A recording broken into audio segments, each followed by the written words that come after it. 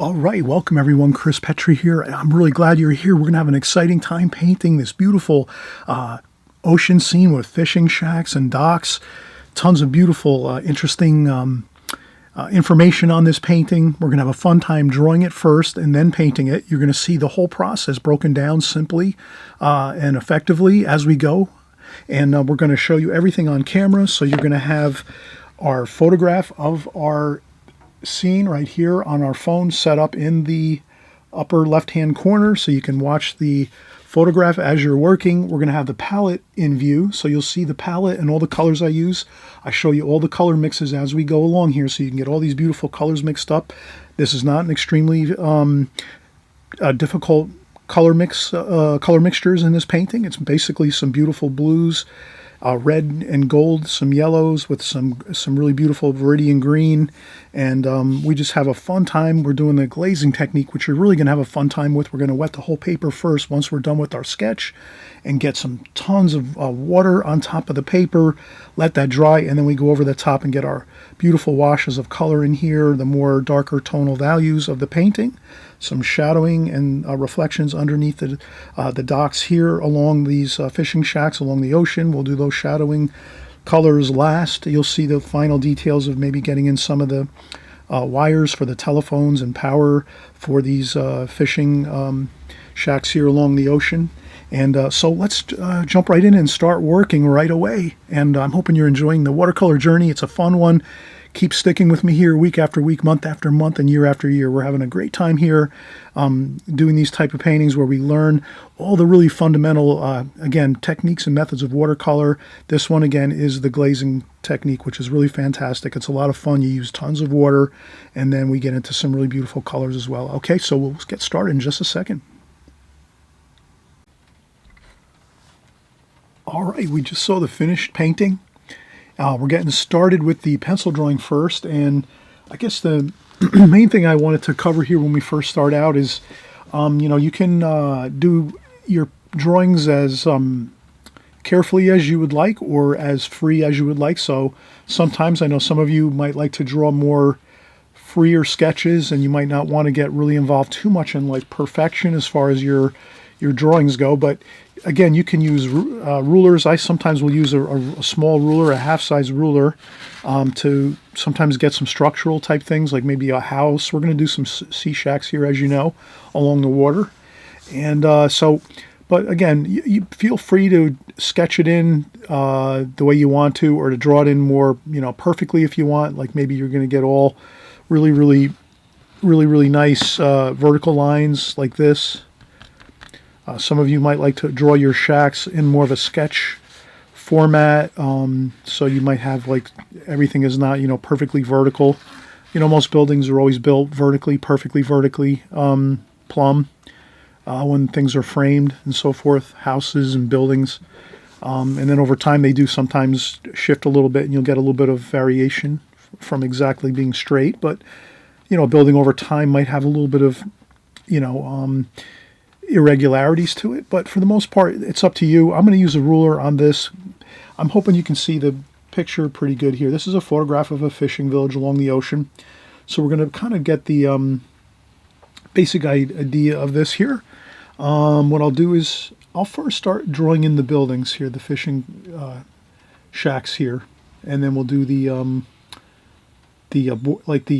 pilings and like walkways and sort of like it's like a boardwalk almost, but like, pilings and planks for the walkways along the sea shacks. And then over here, there's a little more pilings and some areas where they pull up the boats, some dock areas and things. So, and we'll do some vertical, I guess these look like power poles. So for the shacks, they need heat and telephone and things like that, electricity. So there's a couple verticals for those too. So we're going to kind of have some really nice verticals in this painting already. I can kind of see it. We're going to probably consider the vertical lines in this picture as being like the dominant theme of the painting, like all the pilings and the there's some poles here with communications and electric on them, and So we're going to kind of use all those things to make an interesting looking painting. And so let's start out here. I kind of see that the this side of the, so sort of the right-hand lower corner is like the major area where we have our structures, our fishing shacks with the boardwalk there, the planking and the pilings.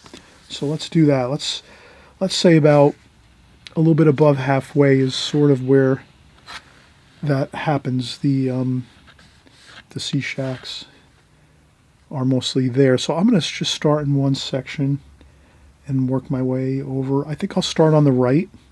And if I look at this picture overall, this photograph, and I'm going to now transpose this onto here, I notice that this first shack here is definitely a little bit over left of center. So if we were to look at this and say, okay, that's the center of the photograph, this first shack here starts a little bit left of center. So if I just, maybe I'll do a quick outline of my rectangle here, just so we have an idea of our rectangle that we're working with. So this is the rectangle here. And I'll just do this so we can see this on camera. Like that. So that's our rectangle. And it looks like our light is pretty much, I would say pretty much overhead. So our lighting, and we like to have our sunlight in our, we like to have our sunlight or our lighting just captured in maybe a little insignia on the top of our painting and drawing, so that we kind of know where we're going to put our light and shadows. So our light is pretty much overhead, straight down this way, and a little bit behind the subject matter. So you can kind of see the light is hitting the tops of the roofs of the shacks, and then the boardwalk area. So it is a little bit backlit. So if you can imagine, the light is coming from the front of our view. So if we were sitting in a chair and drawing and painting this live and on location, the sunlight would be a little bit in front of us, shining towards us. And that's kind of the way we're going to see the shadow patterns and things like that, and the light patterns on these buildings, these fishing shacks along the ocean. So we'll continue on here. I just wanted to get that light insignia. So we have that.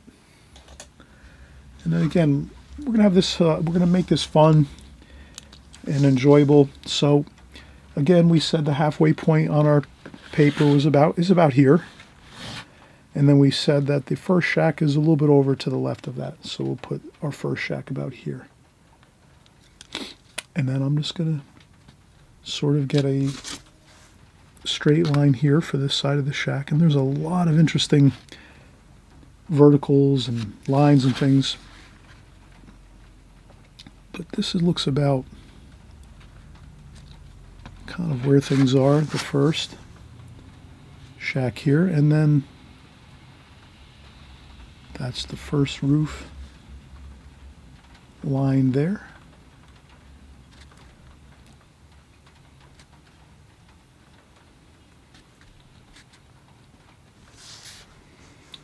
So that goes back like this. This comes down like so.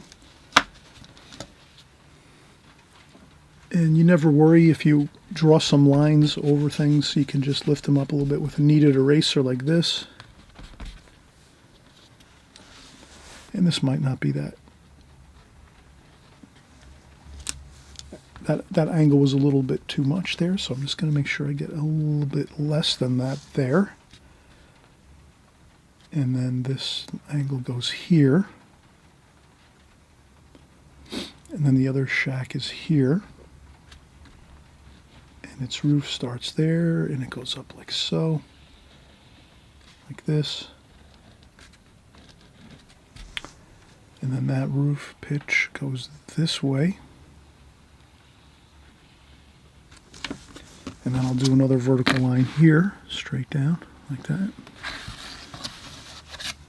And then there's another vertical line here. So I'm going to try to keep these pretty straight. You can see pretty straight there on the lines there. And then I notice this one here, of course, will keep that one coming down this way. And we're going to have a lot of information in front of these shacks. Like I could see there's a little bit of some staircases in front of these fishing shacks and doors and windows and things. So you're not going to have to really worry about it too much as far as the details on the fronts of these here, because it's in shadow too. It's a little bit darker. So we're going to paint over this mostly, so you won't have too much detail in the front part of these shacks really, because it's all in shadow basically. The roofs are going to be light though. The roofs are going to have some sunlight on them, so you will see those pretty, pretty bright and filled with sunlight on the tops of the roofs. And then again, this is all going to be in shadow here, most of this, the fronts of these shacks here, or the walls, I should say. All right, so now we have over here there's another wall that comes down here, and there's another roof that comes here like so.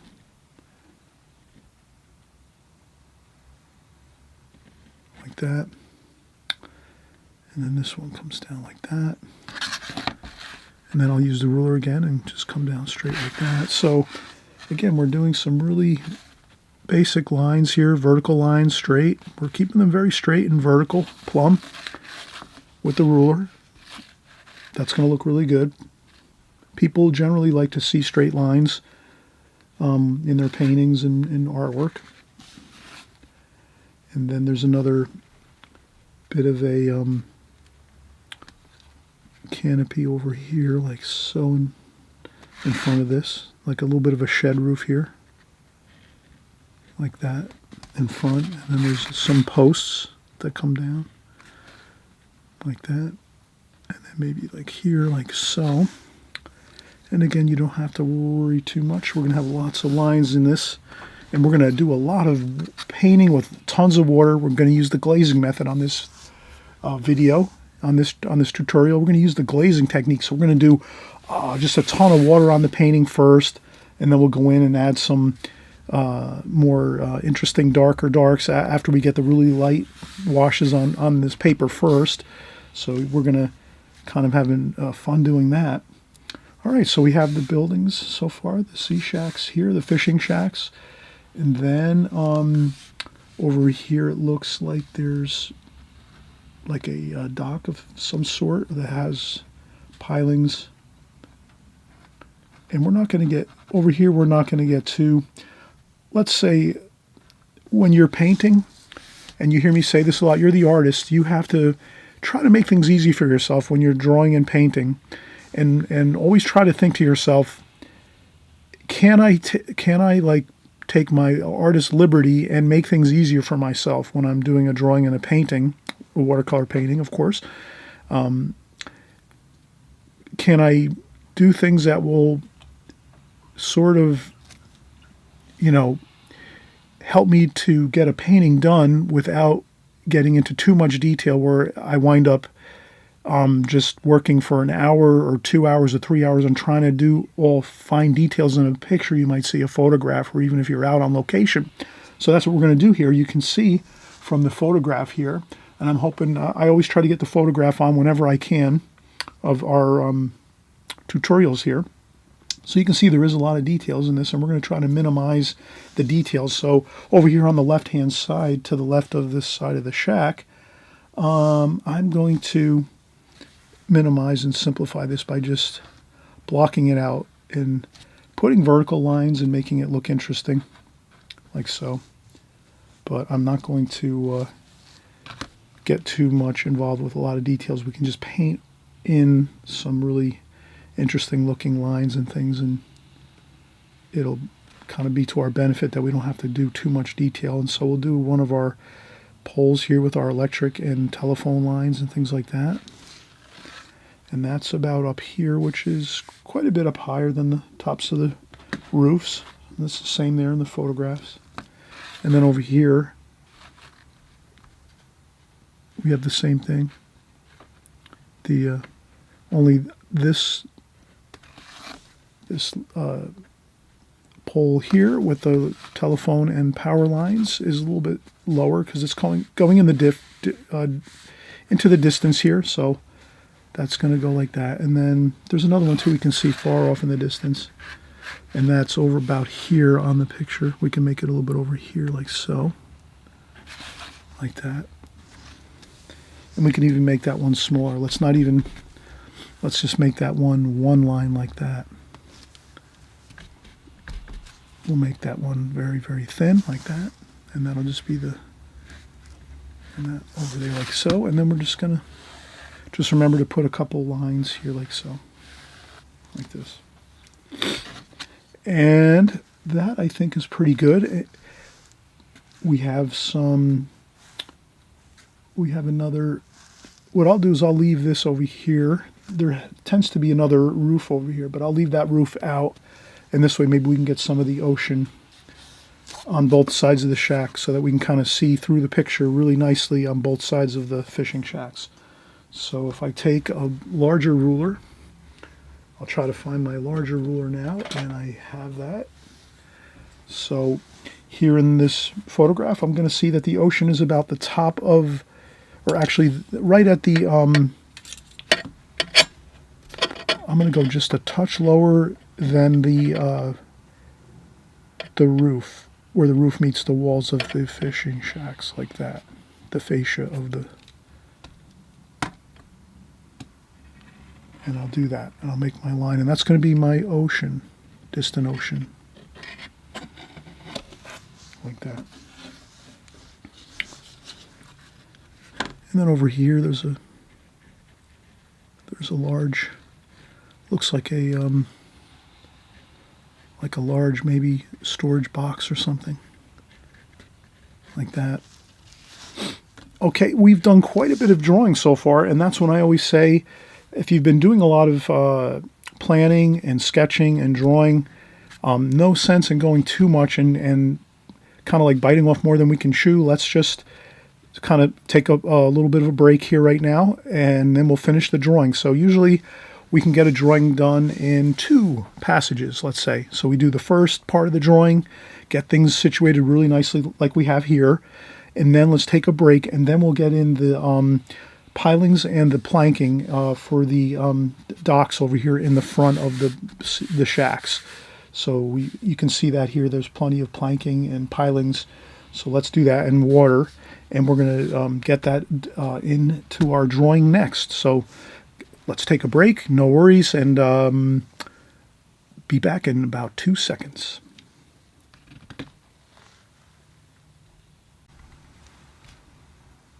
All right, we're picking back up again, and I think we are really in good shape with our drawing so far. I think the only thing we'll do now is just try to get in these plankings, and that should be good. So I noticed right away that there is, if I pick a spot that I kind of know,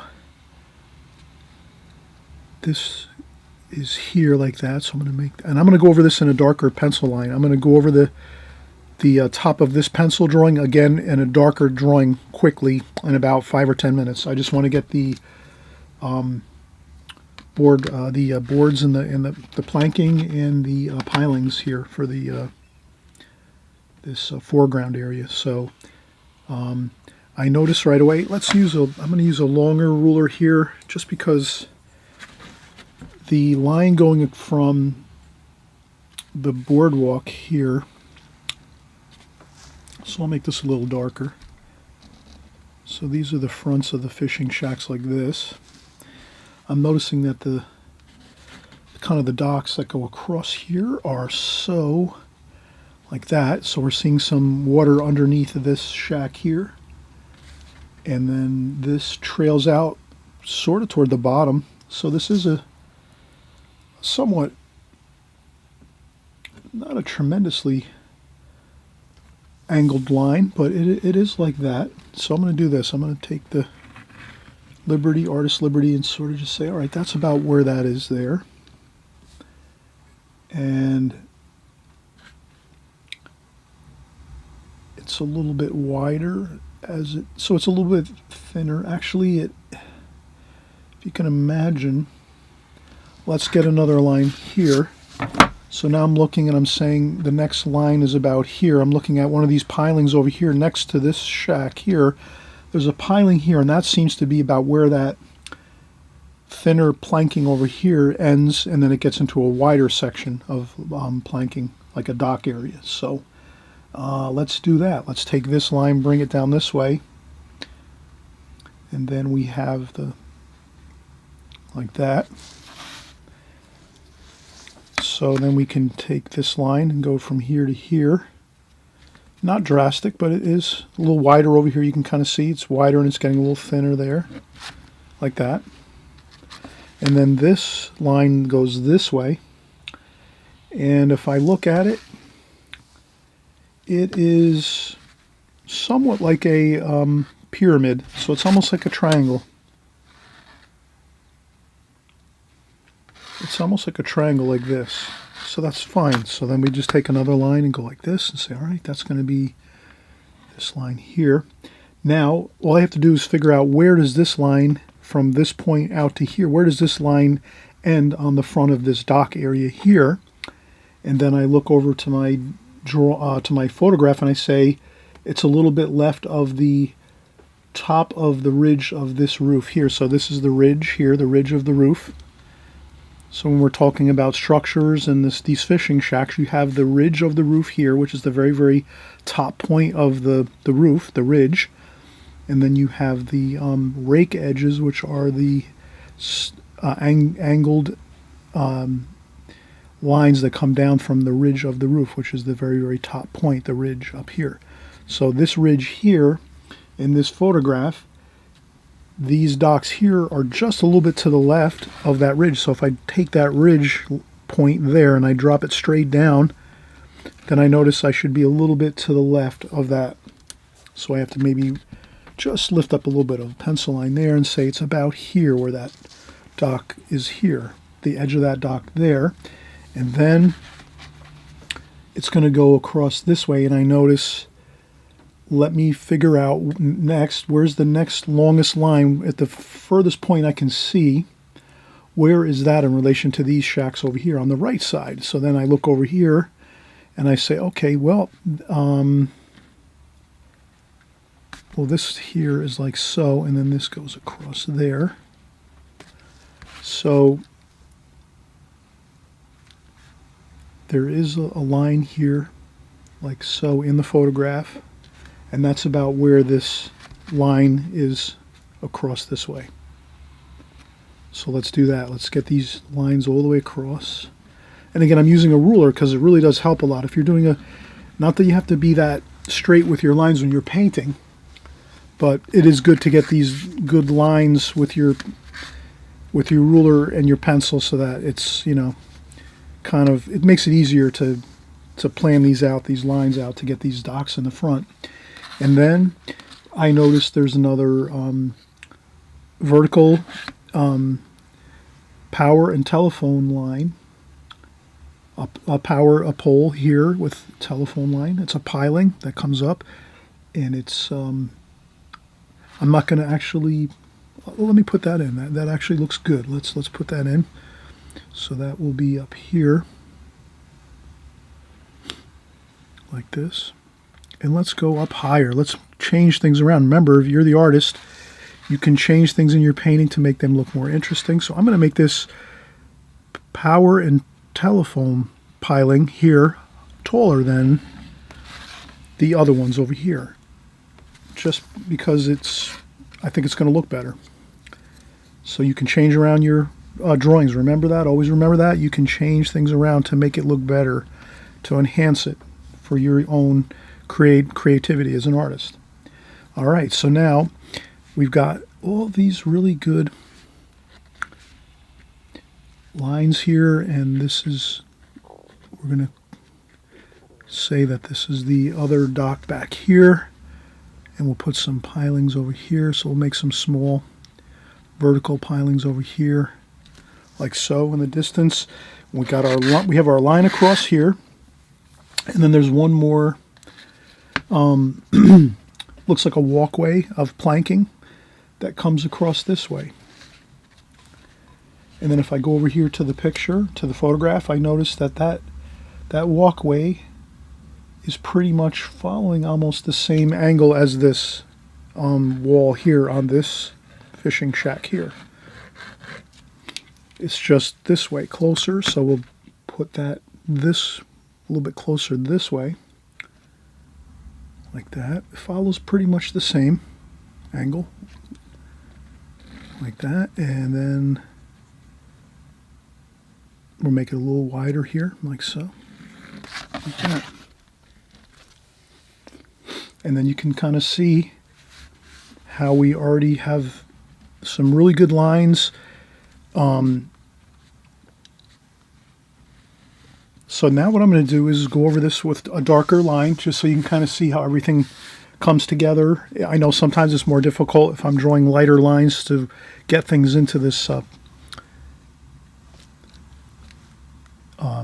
sketch and rectangle here, and then I think I noticed here's the sea level. I don't know what that was. I have to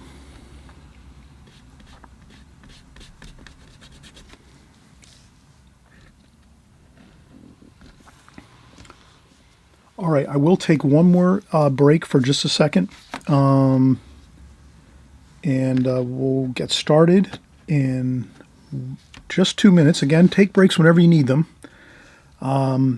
You may not need them all the time. You might only need a few breaks throughout your whole painting process, drawing and painting process. It's up to you. You can work as much or as little as you want. I'm going to maybe just come over here more and get some more of these. These are some more pilings and things like that along here.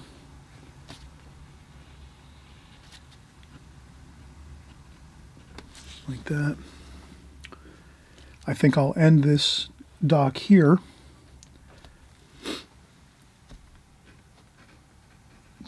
These pilings over here and these dock areas here, I'm going to leave this here. This way we have a little bit of like room. We can feel like we have some space in between the edge of the painting and these pilings in this dock here, where we might be docking some boats. And then over here, this is going to be darker with more information there. And we're going to sort of go over this again with one dark sketch pencil line, which we would consider a contour drawing, basically over the top of this preliminary sketch. So we're calling this a preliminary sketch. We get everything in a preliminary fashion first, take our time, get our angles correct, our lines. As you saw, we just kind of took our time, looked at our photograph, kept going back and forth, looking at the photograph, doing a little bit at a time. One shack there, where is it? It's a little bit past the halfway point this way. Next shack here, it's next to it. We kind of have the feel for that. The other portion of this shack is just another section of it here is lower, and we got that in there. That's no problem. And a little shed roof there with some there's some posts there that are sitting holding up this small shed roof there. So you can kind of see we just went along, and we got the horizon line of the ocean here in the distant ocean. And again, we did some of these areas here where we have the some of these plankings and things like that. And then over here, there is, it might be that there are some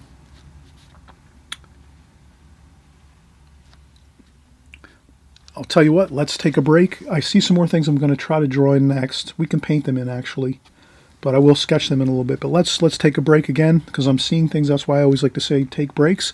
This way you step back, you take a break for 5-10 minutes, get a drink of water, stretch out a little bit, and then you come back and you look, and then you start to say, all right, what else do I need to do that's absolutely necessary? And then that's when you put in your last bit of information with your sketch and your drawing. And then from that point, it's all fun. You're going in, grabbing all our paints, we're mixing up everything and getting on our beautiful washes next. All right, so I'll be back in a second. All right, let's go over now with our dark contour drawing, dark pencil line, just to get everything situated here. And I'm going to go over the pencil line we created with our ruler. Here, let's just go right in with this strong line there. Over here like this, across like that. Over here, we're going to go across like that. And then we're going to do our pilings and dock over here. And then I'll get some of the dark. The roof.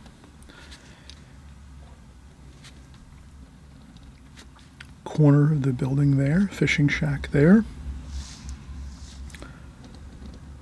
Corner of the building here, the next building over.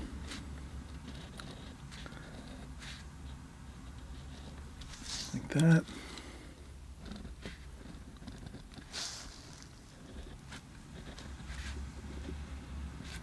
And this is fun to do because once you have everything lightly sketched in, then you can just go over with your darker lines, and it makes it a lot easier.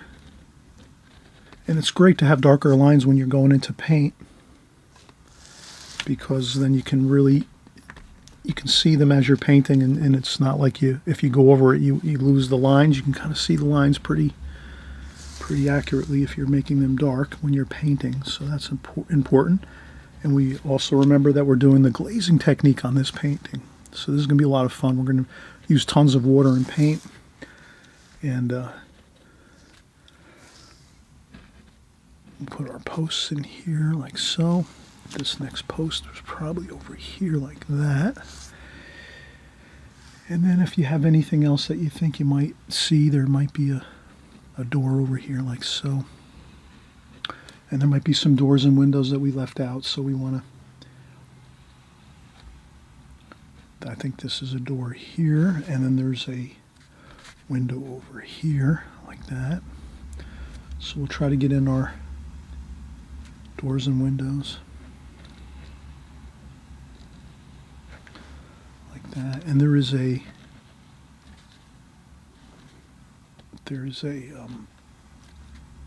walkway here.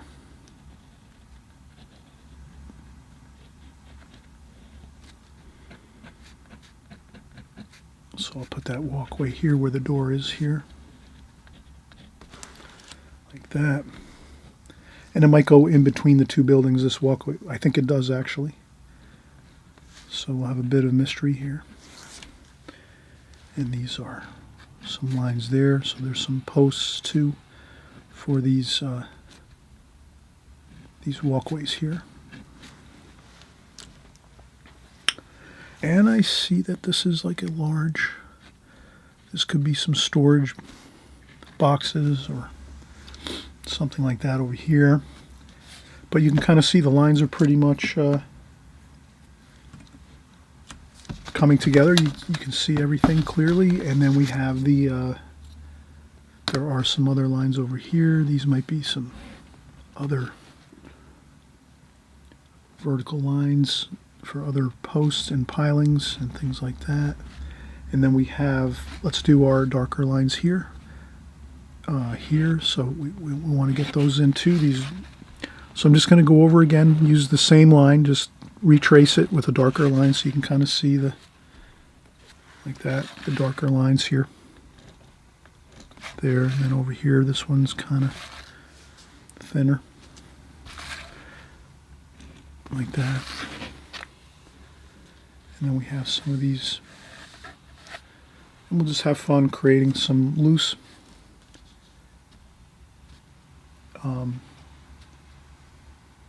lines as we go. These lines here start to like this. These are some lines that go across this way, just loosely suggesting those. This line comes straight through here like so.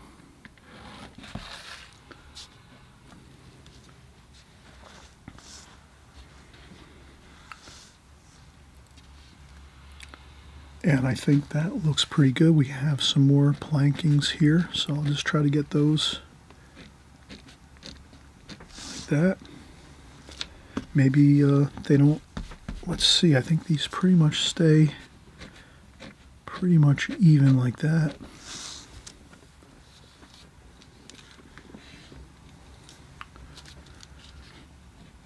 And again, we will, as we go, we will definitely improv and get some more pilings and things underneath, but we don't have to draw every single pencil line in. That's the thing I wanted to kind of mention. You don't have to draw in every pencil line that you see, or you don't have to draw everything in 100%. Kind of just get some sketch in some lines that you know later we're going to do. And then there's some angled lines. Every once in a while you'll see a couple angled lines like that over here. And then there's a fishing net up here, it looks like. So that goes over here like so, and then there's like this, and then we're going to do there's a area over here that looks like some ground, some actual ground area. If it's not the ground, I think it is the ground actually. I think it kind of, there's like a mound of rock and ground over here that kind of sticks up out of the water, and then the rest of the water is over here, so we're going to have that. And then there's a pole there, and then there's another pole over here, and then there's a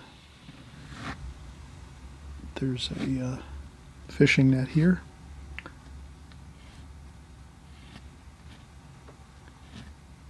Like that.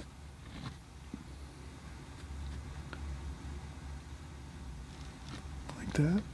So that's a fishing net. Like that there.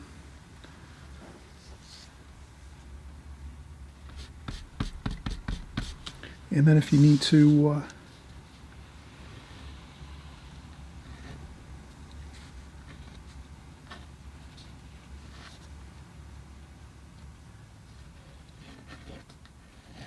there we go. Just trying to get that accurate. The net, the fish net over here. They have some netting over here that might be for using on the boats, and they just maybe have it out here right now. Maybe they're making some repairs to the fish nets that they're going to bring out onto their boats. And then we have some more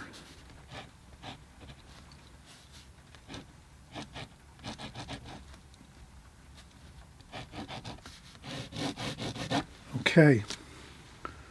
The rest we're going to paint in. I think you can kind of see that it's really coming along nicely. Maybe another window over here. And I think that's it. There are a few more things over here.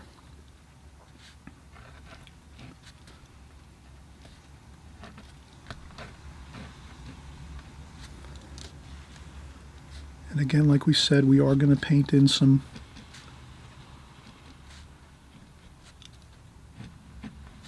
there's some water under these shacks over here.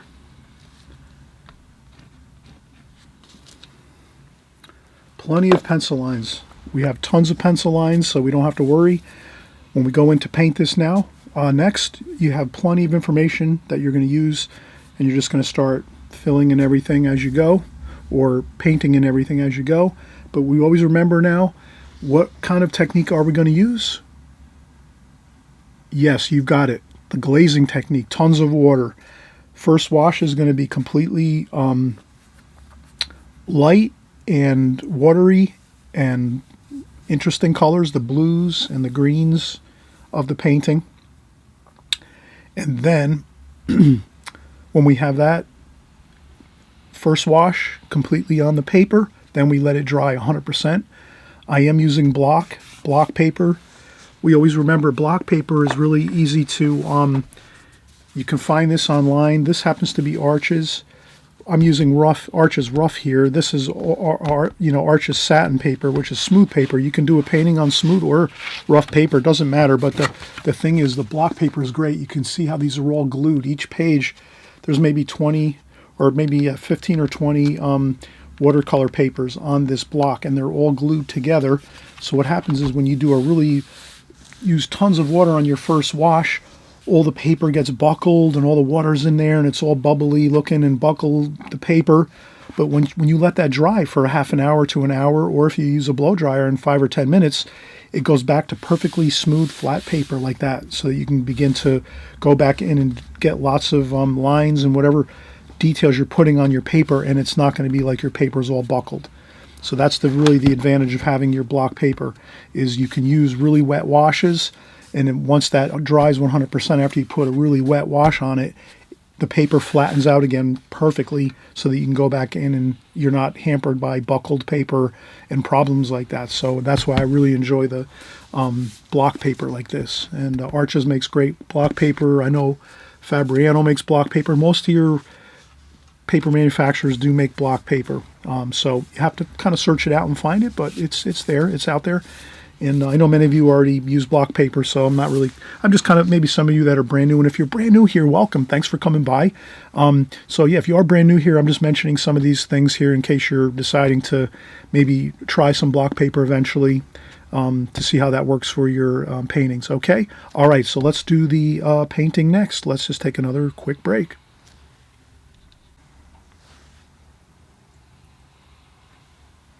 All right, so before we start, I just wanted to maybe zoom in on the photograph here. So I'm going to lift up my phone here and put this over here, and I'm going to try to zoom in on this if I can, just so you can kind of see a real close view of the photograph here. So I apologize. I'm still trying to improve my skills here with my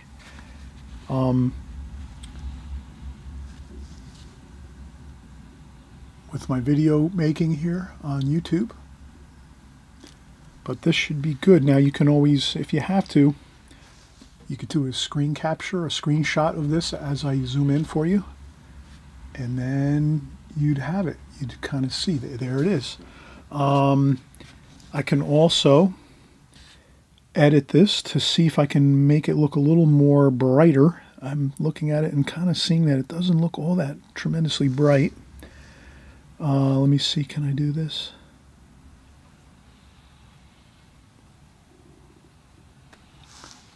There we go. That's a little brighter. That looks better. Okay, so I'm overdoing it just so you can kind of see. We might actually use this. We're going to save this. See how I did that? I brightened everything up. That looks really good. So for a watercolor painting, and you know probably if you've been following me for a while, if you're brand new, again, welcome, and you might not kind of be used to my style of painting, but I like to use a lot of lights in my paintings and not as much darks. Some watercolor artists on YouTube, some artists like to use lots of dark paint and use tons of darks and middle tones. I'd rather have a lot of lights in my paintings, so maybe more of a higher key. We call this in watercolor high key, low key, middle key. You've probably heard this in watercolors, especially if you've been around a while in watercolors. You kind of hear that term, high key, low key, middle key. I tend to paint high key a lot of times, not always, but I tend to favor that. I really do enjoy that the most, which is a lot of lights, a lot of bright looking light in my painting, and white paper as much as possible. A lot of times I just really am attracted to a lot of bright light in my painting like that. So this here is kind of what we're after. This is what we want our painting to look like when we're finished. So let me save that. So you can do these kind of adjustments when you save your own photographs to work from. So when you're online and you're searching for your subject matter to paint, and you go and you look up different scenes you want, a landscape, a seascape, fishing shacks, ocean scenes, whatever it is, flowers, whatever you like to paint. When you look up that information online, you can save those pictures that you have online, and then you can adjust them. And that's exactly what we did here. We just took our phone and clicked on our photograph and clicked on adjusting our photograph. You just have the adjustments on here. You can make things brighter and darker if you want, lighter if you want. You can adjust the colors if you want, make the colors less bright and intense, or you can make the colors more intense and more interesting. So it's up to you, but we're so lucky today. We have so many great things like phones and iPads and home computers. We can become almost like a photographer. You can almost be like a photographer as well as a watercolor artist. So you take your photographs and you enhance them and you adjust them. You maybe shrink them down. Maybe you can zoom in one section of a photograph that you like. Instead of maybe using the whole photograph, you can kind of crop it down and make it smaller and trim out the outer edges of things, and then you zoom into more of what you want to see. So that's a really big help if you're a watercolor artist. You can adjust your photographs that you find online if you like to work from photographs. I like to certainly work from photographs, so I'm on the internet. So here I'm just going to say done, and that'll be saved like that. And then we'll go back to there and you can kind of see how that works. So that's going to be perfect. That's exactly what we want our painting to look like when we're finished, or close to it. So let's do this. Let's take this now. We'll zoom back out like that. Perfect. And then we'll take our phone. We'll put this back over here so it's on cam. So now we still have our phone on cam. You can see that. Obviously, some of you, I know you probably work from like panel TVs, large screen TVs, maybe some of you, or home computers, large screens, or even iPads. iPads are perfect working with watercolors. And you'll be able to see this pretty well if you're working on a larger screen. But in any case, we have our palette here, perfect, all our colors. We have our photograph. Again, we enhanced that. We just saw how we did that. I just used the one adjustment, the light and dark adjustment on the photograph, and then saved it, and that's what we have. And then over here, again, we have our pencil drawing. We did the whole layout of how we got to the final pencil drawing composition. And now we're just going to start in with our washes. So I'm going to use a regular round brush. And I have fresh, clean water. So I have fresh, clean water in a water bucket. And what I'll do is I'm just going to make the decision that I want to go, light with my first wash. I don't want to go really dark. Let me go lighter. I don't want to go with a lot of dark tonal values. I want to keep the brightness of this painting. So I'm going to use cobalt blue and cerulean blue. You can kind of see I'm mixing the cerulean blue and the cobalt blue up here. And then even a little bit of raw sienna. So raw sienna mixed in with some of that blue is going to give us a kind of a green, goldish green, like a warm blue, kind of a bluish green. And so we're going to mix up plenty. We want to have plenty of wash here because we are going to make this very wet. Glazing technique, lots of water. Remember, when we use the glazing technique, we're looking to have some really good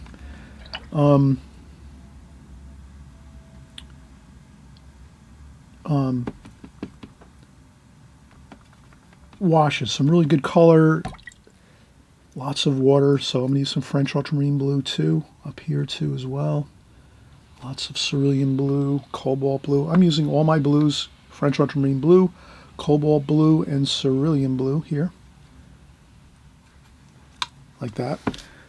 So that's going to be our predominant color with some raw sienna, which is close to yellow ochre. If you didn't have raw sienna but you had yellow ochre, you can use yellow ochre. Raw sienna is better because it's actually transparent. So that's why I like to use raw sienna for that first wash, because it's a lighter, more transparent wash. Yellow ochre is opaque, kind of a little bit more opaque of a color, but I think that looks pretty good.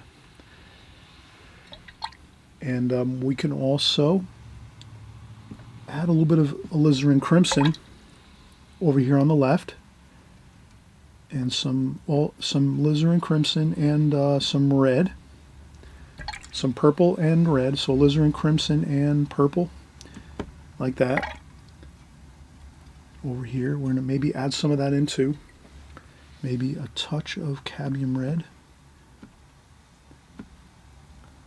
And the reason I'm adding all of these colors is because that's what's in our painting, and there's also yellow. So let's add some cadmium yellow. So what I'm going to try to do is, you can kind of see here I mixed all these colors. These colors of the shacks are, the cadmium red is the one shack, kind of looks like it's a cadmium red. Cadmium yellow is this other shack over here. So that's yellow, so gold, yellow, gold, and yellow there. And then we have some raw sienna, which is kind of ties in with the gold. And then we have tons of blue for the sky, obviously, for the sky wash and the water, and some green. The green is for the water. The water has a kind of a greenish tone to it.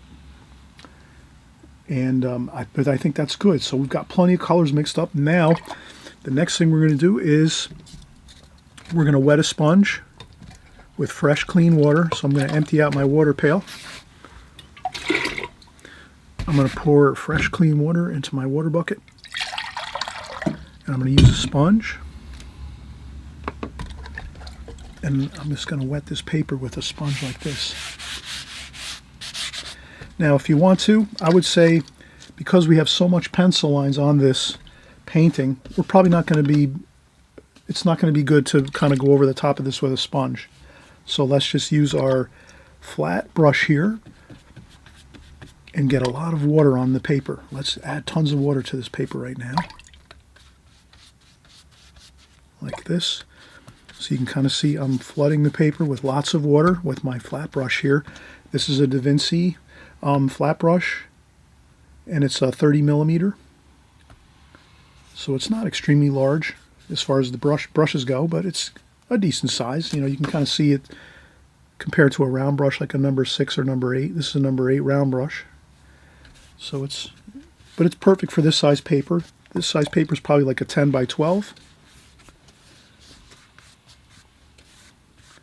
And that's what we want to do. I'm flooding the paper with water because we want to really get that watery effect with the glazing technique right now. So here we go. Plenty of water. You can always take a paper towel if you want. At the bottom of the page, you can take a paper towel and just any excess water that flows down the paper. I'm on a slight angle, maybe about 7 degrees or 10 degrees of pitch on my paper. I have my paper tilted a little bit down this way. So I maybe clean up a little bit of the water on the bottom of the paper, but plenty of water on the paper. And then I will add a little more water up top, like this. One last time, just a little bit of water up top. Then I'm going to go in and we'll start getting our washes in here. And as you recall, I did mention that I'd like to keep this light, this painting light. But I will add some of that red and purple in the sky wash. And we're not so much concerned about having this being like a perfectly realistic painting. I'm trying to actually have tons of beautiful color and washes, as you can see. And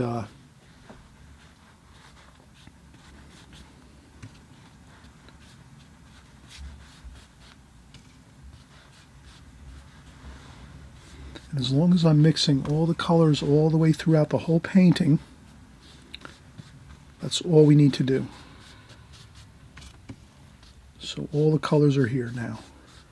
So any other color that we use from this point onward, once the paper dries 100%, we already have it on the paper itself, on this watercolor paper, so it won't look out of place or kind of, you know, it's always good to have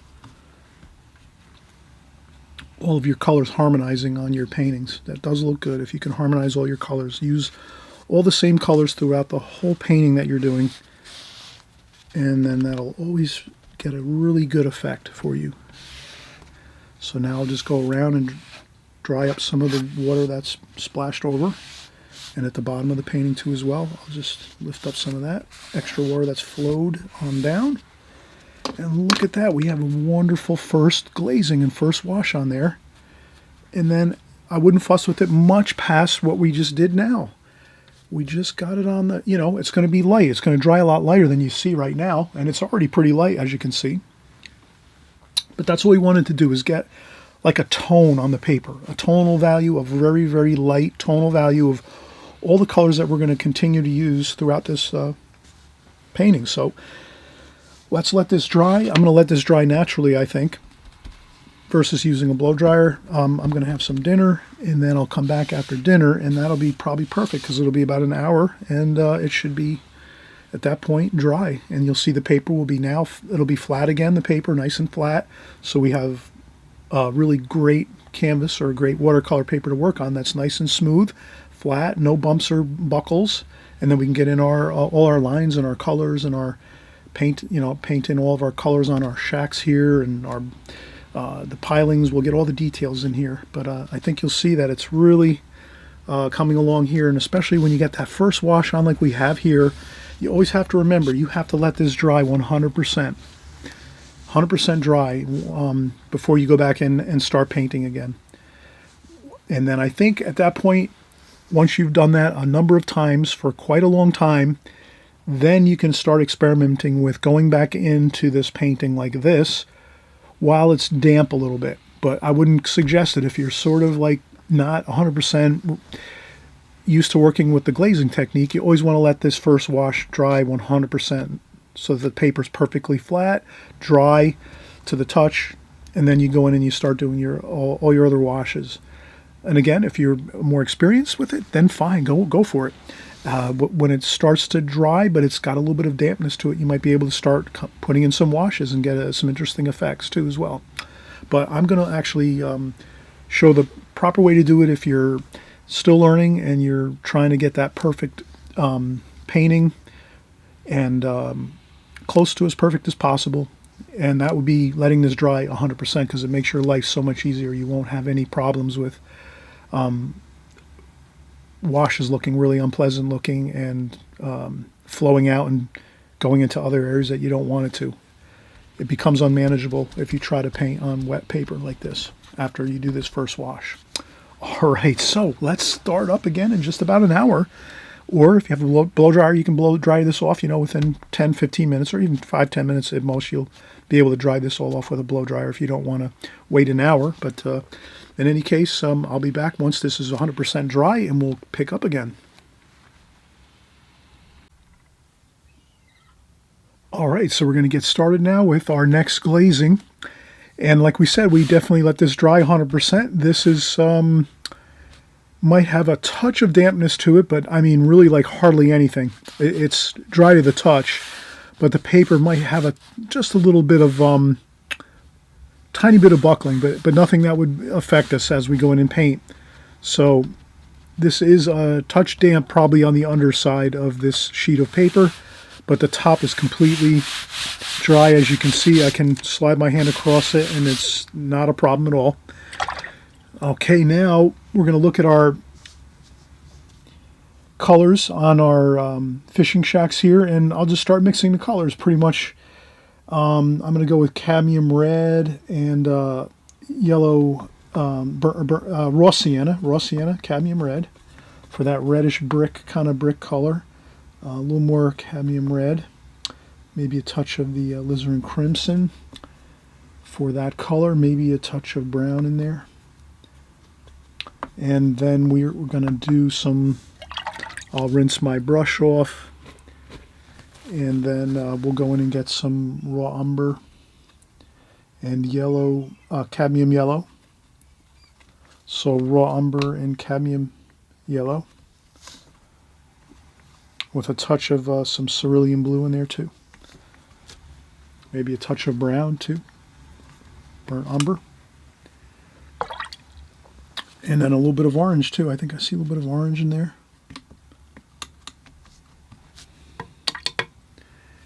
And what else do we have? So yeah, we do see some cerulean blue there. Let's have some of that in there. And there's also some viridian as well, I see in some of the areas. In this fish, there's some netting here, some fish netting.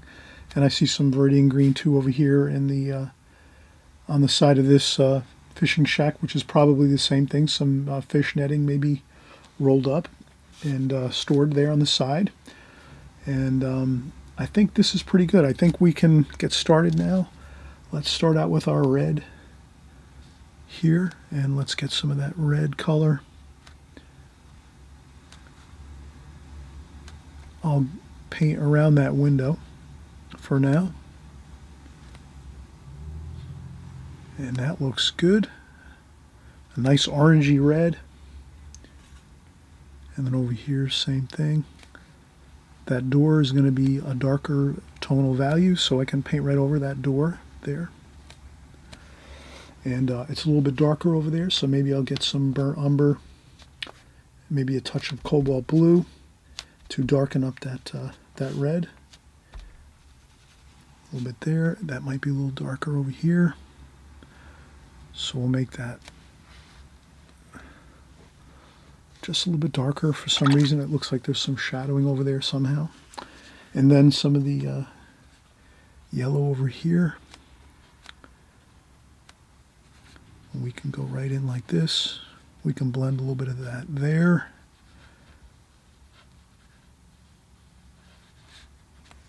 A little bit of blue.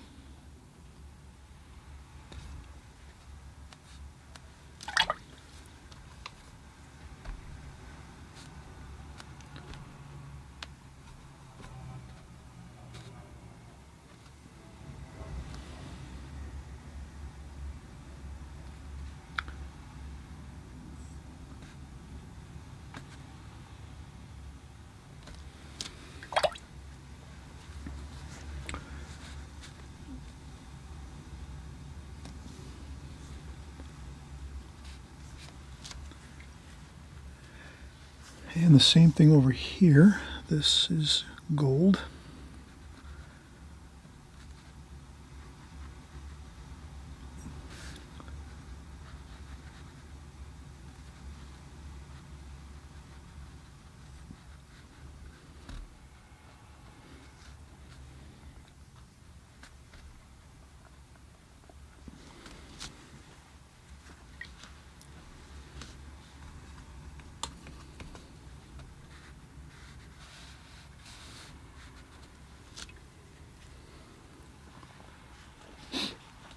Okay, and then we have some more of that shadow color here. I think there's some shadow colors here along the front. That would be cerulean blue mixed in with a little bit of that red there. The red that we made for the this fishing shack over here. And I'll start going in and doing some of the pilings and things underneath. Maybe we'll go in with some darker burnt umber and cobalt blue.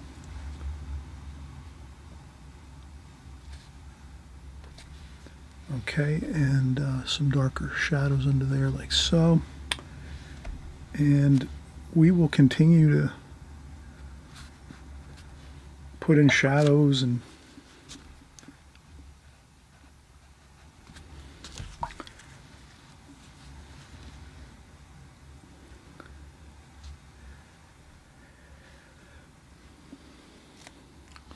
there's a little bit of just a tiny bit of maybe some roof tin. Maybe it's a metal roof there. So we have a little bit of roof tins here. A little bit of shadowing over here. Like that. And there's shadow under there. And under here.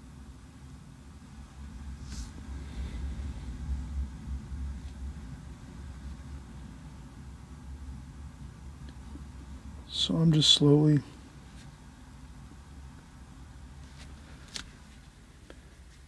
getting some shadows in here and there.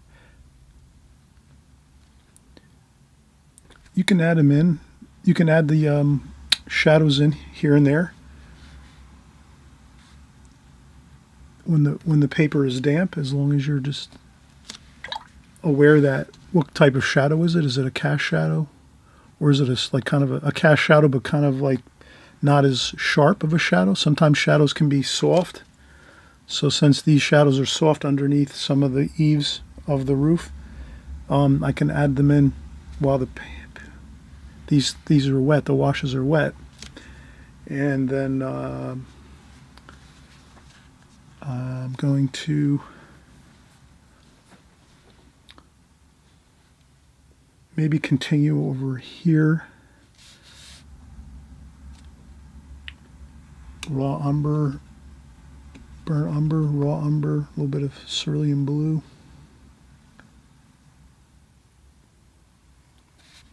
There's a little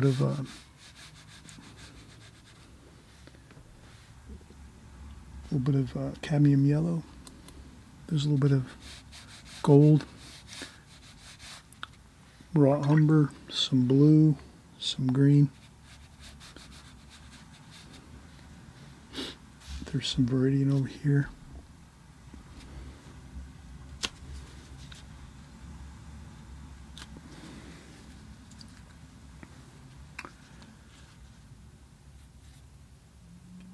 Then we can go with some burnt sienna, burnt umber, French cerulean blue.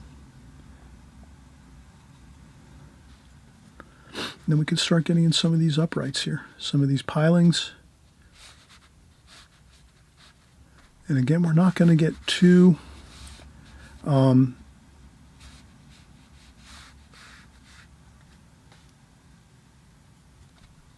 like to mix up the tonal values and the colors, so I would definitely do some browns, some blues.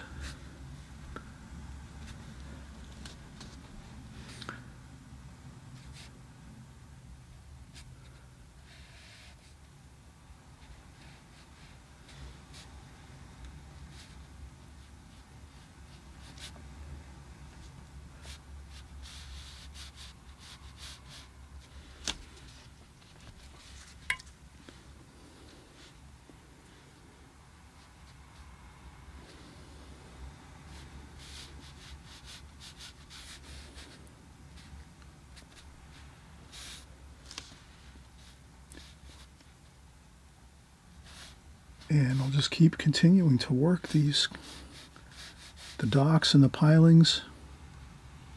And then you can see that we definitely have these kind of these uprights.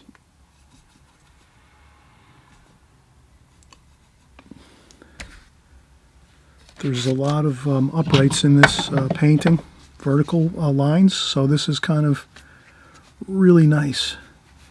And I'm just going to get them in. I'm not going to get too fussy where I start to I try to get them in decently here. And there's a few on the angles like that. And there's some over here like that.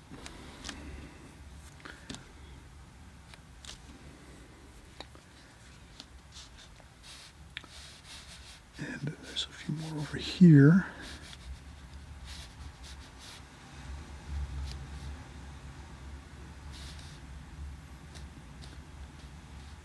There's some lines in the boards on the planking.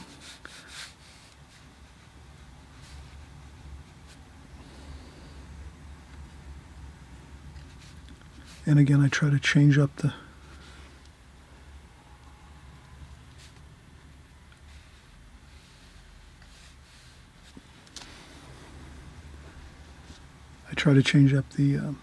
colors. You know, I don't want to go with just one color. You can kind of see I'm mixing up cobalt blue and some burnt umber up here, maybe some cadmium red down here with some cerulean blue. And this way we can get a nice mixture of different colors for our darks. And I think this is looking pretty good. We have some shadowing under this box here. Maybe a little bit of a shadow on this side there, like so.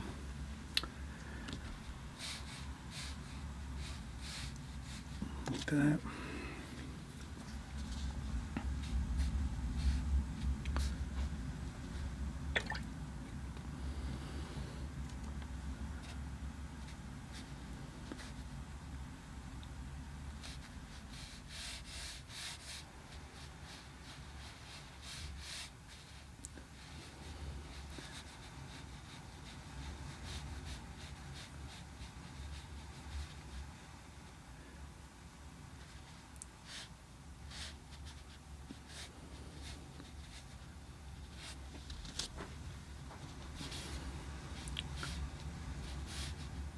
Go.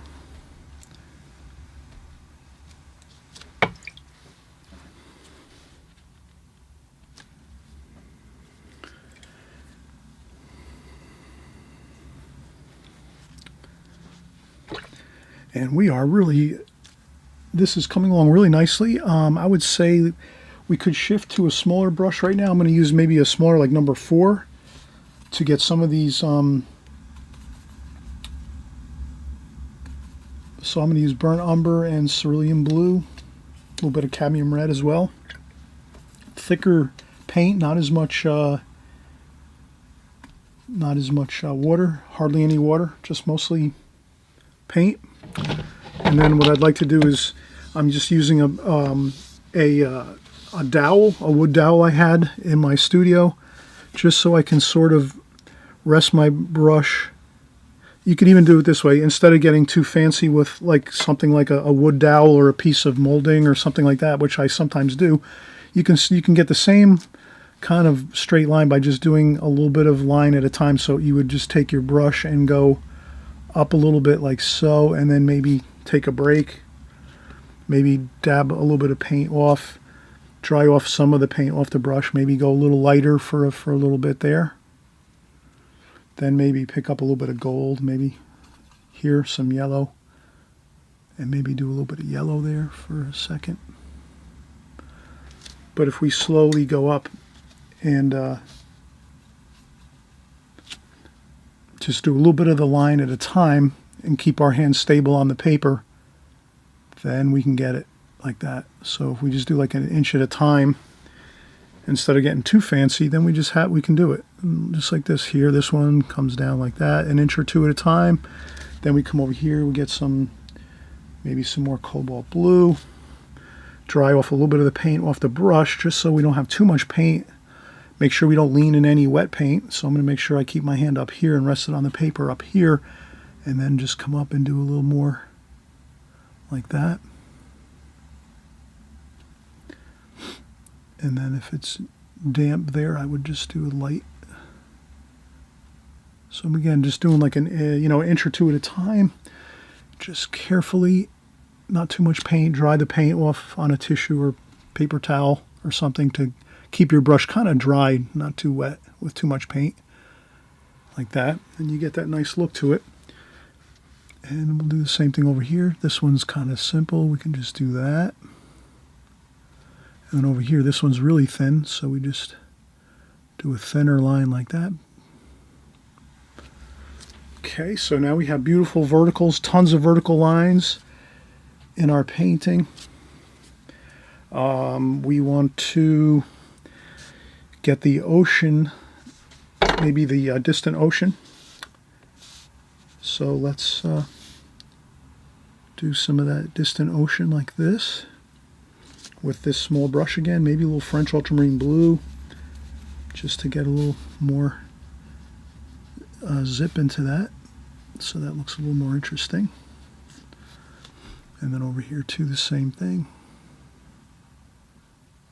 like that. Maybe we'll pick up some of that green, the Viridian, maybe drag it across here. Maybe we have a little bit of the water sort of shimmering, the light on the water.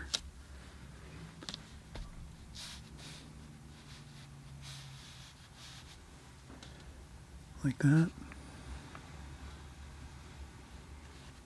That's just a matter of using the brush, drying off a little bit of the paint, and then dragging the brush across on the side. And I also am using rough paper, Arches rough paper. So if you want to get these water effects where you have the light shimmering on the water, rough paper is how that happens. Like using smooth paper, we couldn't get that effect. But since we are using rough paper, we're really lucky. We can kind of we can get that effect.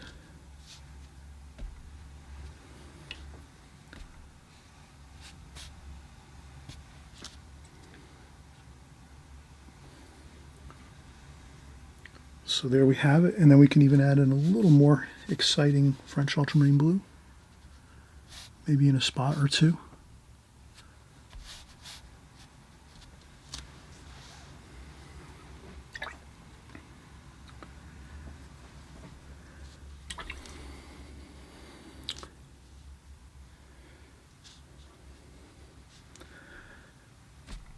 And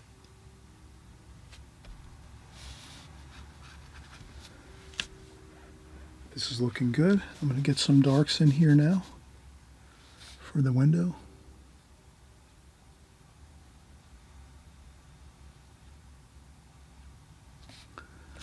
And if you go over a line, no problem. You can just kind of lift up like that.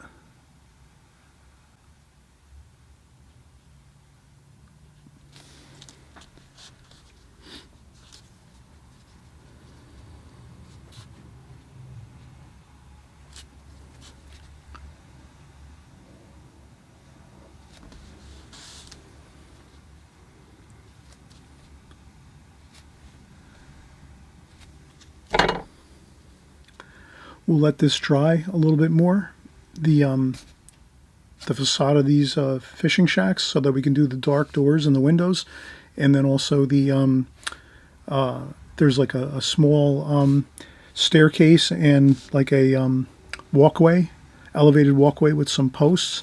But this is very damp right now. All this paper here is still damp from when we did that original wash, just only 15 minutes ago or so.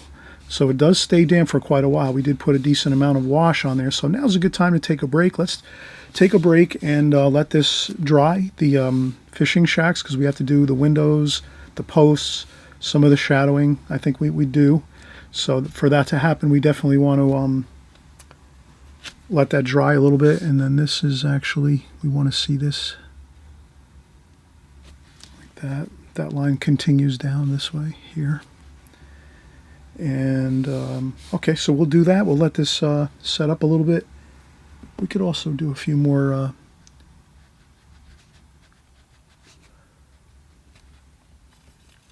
so I'll just mix up the colors a little bit for these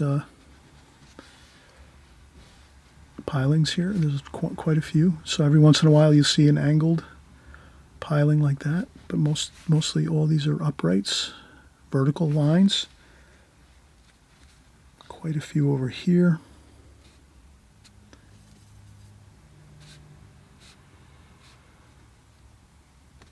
Like that. There's another one there.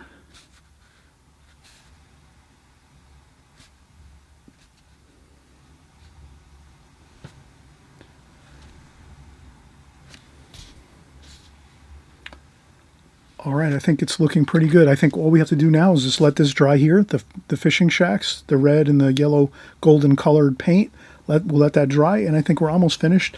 After we do some dark windows and doors on this structure and maybe a little bit of some siding, it looks like there's some vertical lines for the vertical planks that these buildings are comprised of.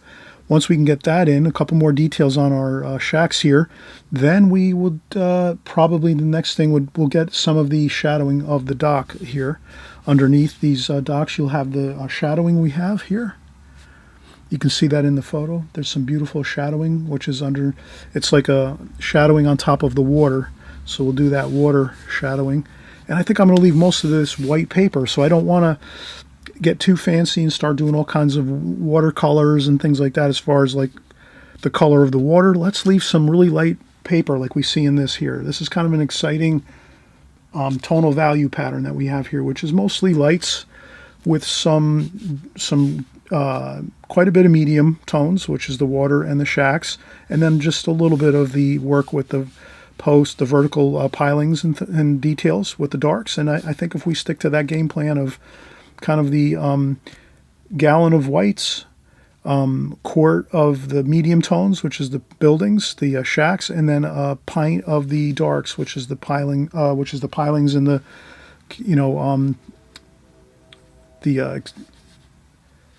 the power poles and things like that. So if we have that going for us, I think we're really doing quite well here. I think we have kind of the right tonal value structure that we're looking for on the painting. And as well, we have tons of verticals. You can see all the vertical lines on this painting. That dominates the whole painting, which gives it a really nice, pleasing look. That'll always be a really pleasing painting if you can have something kind of dominate the whole painting like this, like the verticals. These all dominate the whole look of the painting. So that's, we have beautiful colors in here too, don't get me wrong, but these vertical uprights really look beautiful, and they're throughout the whole painting, which looks great. So let's take a break. We'll let this dry a little more over here, the fishing shacks with our red and gold colors there, and we'll get some darks in there. We might even be able to work on, yeah, I think we can actually work on some of these darks now. So we'll do the posts. And then we have the doors, which are dark. Brown and cobalt blue, burnt umber, cobalt blue. So if we can get those in, that's good. We have that there. The door. And then sometimes too, we can scratch out a little bit of paint for the post here. Like that. And what else do we have? We have another door over here.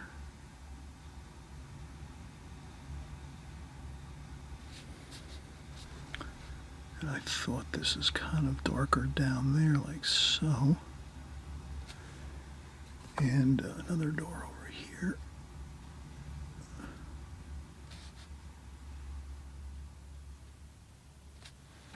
Like that. So we have a couple doors on our shacks here.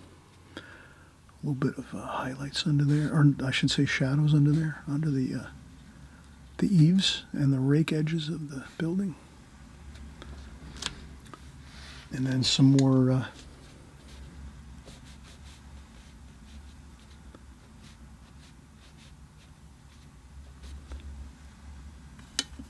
cerulean blue. So I have some cerulean blue, and again, we're doing more verticals. These look really good.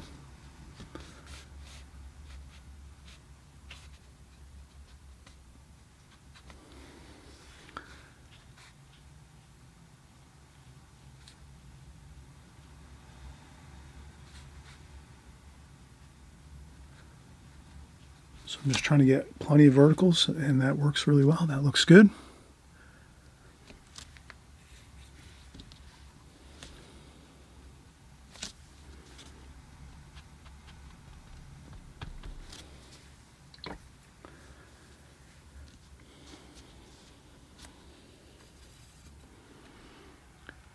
And there's some shadow under there like so.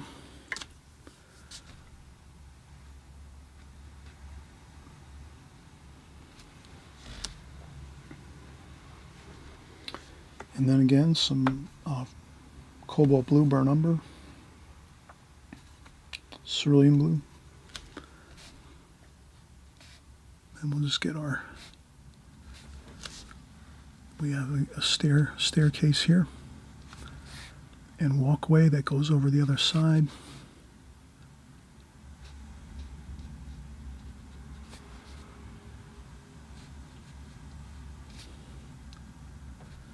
Like that.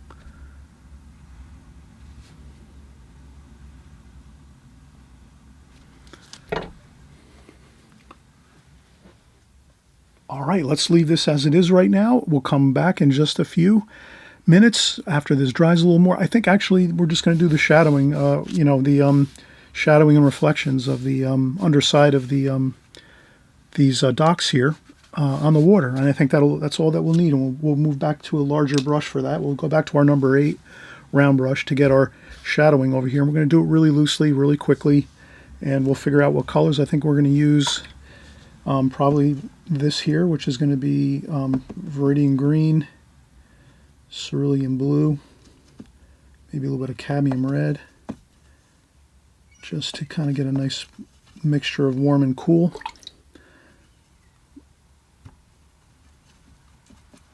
Like that.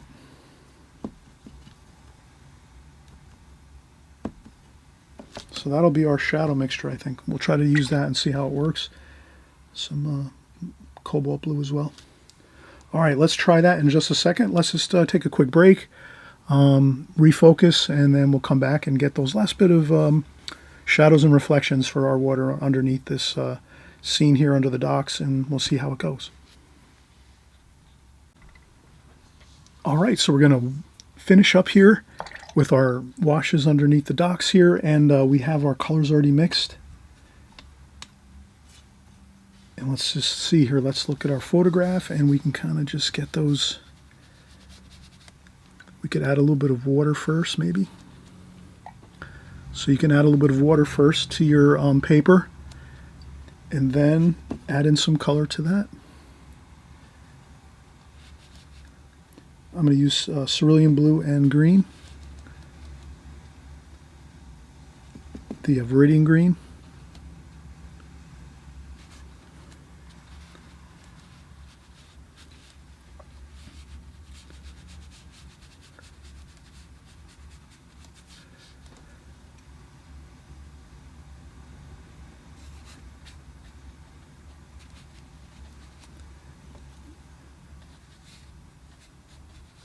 Like that.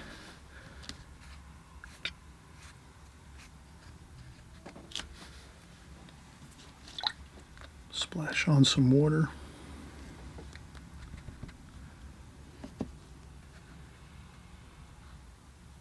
I think that looks good. And if you go over a spot, you can always use a little bit of tissues. And then over here, I think we have a little more.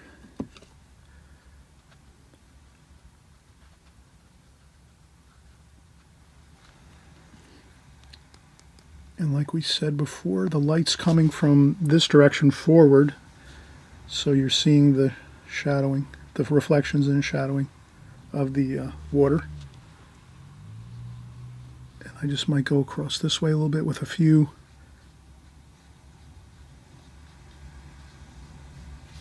just a couple of horizontal strokes like this, just to give it a little bit of that watery look.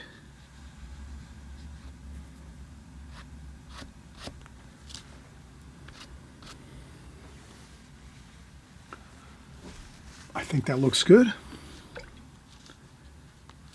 And there's a little bit of gold color here, I noticed.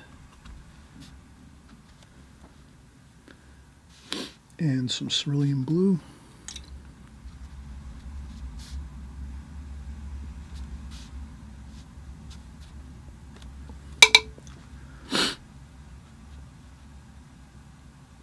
So I'll just add that bit of color there. Maybe even a little bit of red, even though I don't see any. I'm going to add a touch of red just to balance the colors.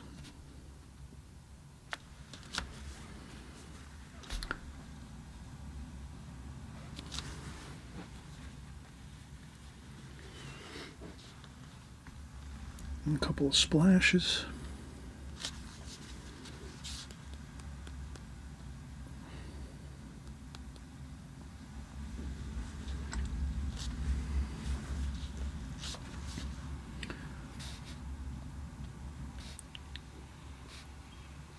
I'm just going to do a couple for the planks, a little bit of cobalt blue, burnt umber.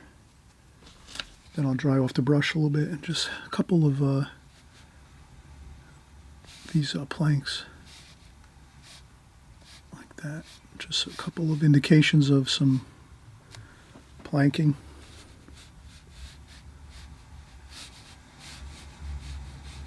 Like that.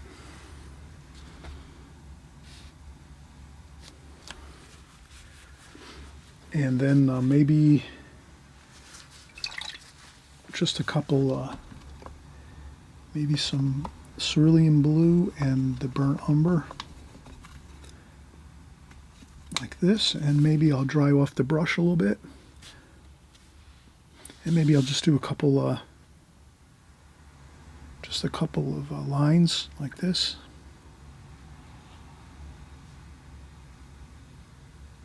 Just like that. Doesn't have to be perfect. Like that. Maybe a seagull up here.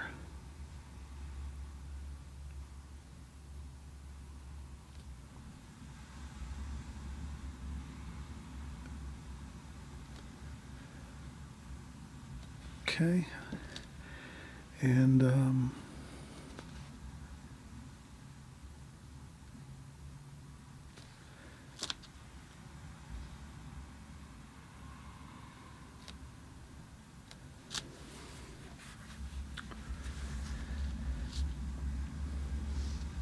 Okay, I think this is good. I think we can call this a finished painting. We don't want to go too much more, and then when we add too many details, then we kind of start to have issues with things looking maybe too cluttered and too much busyness to the painting. I think this is just the right amount of details where we can call this finished. I hope you'll consider subscribing to my channel as we wrap up here. The subscribe button is just down below on the right hand side. That means you'll just be kind of joining along with us week after week as we go, and you'll see my videos in your YouTube homepage. When we make a new video, you'll just be alerted that we made a new video, so you can kind of keep up with what we're doing on a regular basis, and you work when you want to. And you know, sometimes maybe you'll just watch if you're not so interested in drawing and painting a certain painting, but most times you probably want to jump in and have a fun time and work along with us all here. We're, you know, thousands of us are working every week here. We're getting always better at our watercolor paintings and drawings because we're just working every week, you know, week after week, month after month, and year after year. That will equal success and better paintings always. So thanks again for coming by, painting with me. And what we'll do is we'll do more paintings like this with the glazing technique. I paint in both the glazing technique and the alla prima technique, as well as blending both of those together sometimes. So it all depends on what we're painting, but you'll get to learn a lot of interesting techniques and methods here on my channel. So please stick with me, have lots of fun, enjoy the watercolor journey, everybody, and we'll see you on the next video.